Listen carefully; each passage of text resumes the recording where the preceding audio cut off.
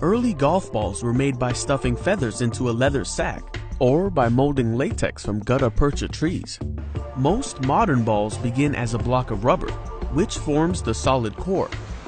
These peg-like pieces are molded into their final round form. Automated equipment puts the core in between the halves of the cover, where it's brought to a press and molded together. That's when the specific dimple pattern of each model is imprinted on the ball.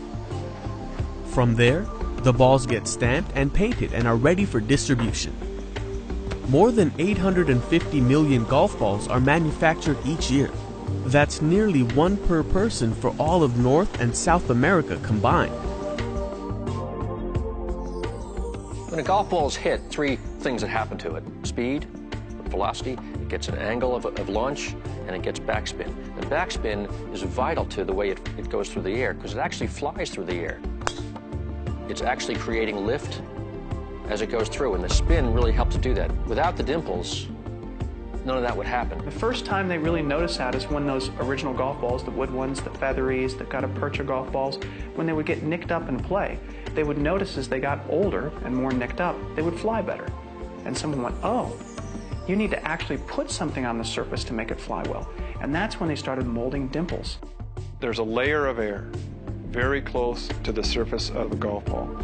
And the dimple patterns change the behavior of that layer of air. And the process of that layer of air going from a very orderly, laminar-like state to a turbulent state is controlled by the dimples. And that's critical to controlling the flight of the ball.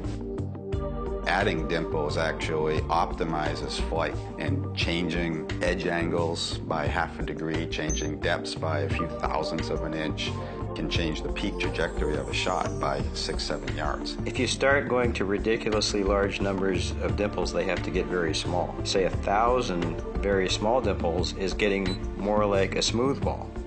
The dimples are becoming too small to have the effect that they're supposed to have. If you have too few dimples on the ball, they get very large. At some point, it starts to affect the way the ball rolls. We found that anything between 300 and 500 seems to work reasonably well.